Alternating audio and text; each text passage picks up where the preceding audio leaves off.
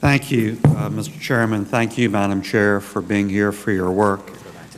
This week on the Senate floor through the TRIA bill, the Senate's expected to adopt and pass my amendment to mandate that at least one member of the Federal Reserve Board have direct community bank or community bank supervisory experience. What is your reaction to that mandate? Senator, I would welcome the appointment of a community banker to our board. I think a community banker can add a great deal to the work that we do. And I've worked with community bankers like Governor Duke or community bank supervisors like then Governor Raskin, and seen how much that experience can contribute to our work.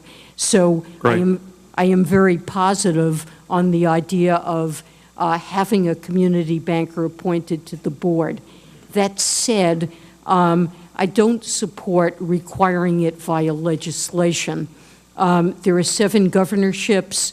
The board has many different needs. I think if we were to sit down and make a list of all of the kinds of expertise that are needed and are useful, there would be more than 7 items on that list.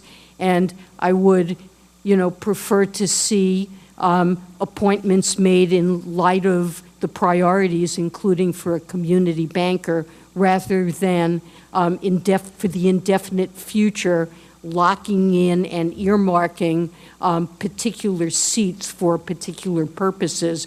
I feel that's a road that could go further in a direction that would worry me. If we're earmarking, we could end up earmarking each seat for a particular kind of expertise, and I think greater flexibility needs do change over time. But that's not in any way to diminish my support for seeing a community banker appointed to the board. Well, we look forward to this community bank experience being more forcefully put on the board through this legislation, so we'll agree on that and look forward to it. Madam Chair, we've talked a lot over your various visits about too big to fail. It's a concern of mine and other members of the committee on both sides of the aisle.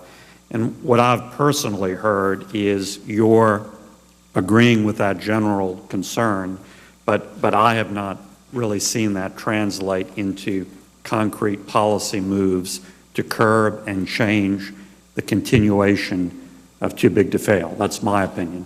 So in that context, you were last before us on February 27th. What, if any, specific policy changes, initiatives, movement has the Fed or other regulators taken to curb and help end too big to fail?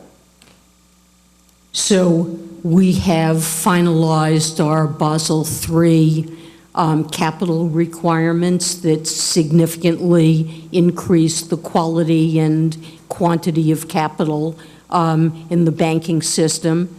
Even before we did that through our stress tests, we have worked to ensure that especially the largest and most systemic institutions have the ability to not only survive a very adverse stress to the system, but also to lend and support the needs of the economy through such a stress. The amount of capital in the banking system has basically doubled since 2009. We have put in place, we have put out for comment a liquidity coverage ratio rule that we hope to finalize this year. We are in the process of working through a regulation that will implement so-called SIFI surcharges or surcharges for the largest, most systemic firms. We have finalized an enhanced and higher leverage standard for the 8 largest firms in the United States. And we're working very hard to make sure that these firms are resolvable in the event they should encounter a stress that overwhelms those substantial defenses.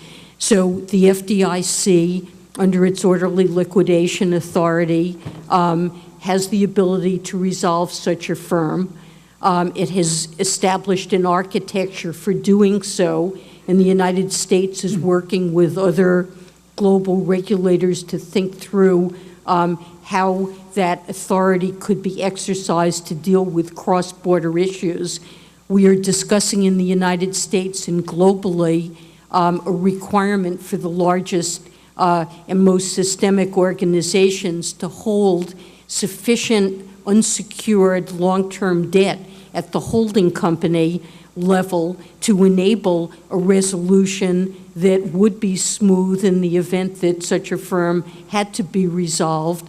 And we are working with those firms also on living wills to enhance their ability to be resolved under the bankruptcy code.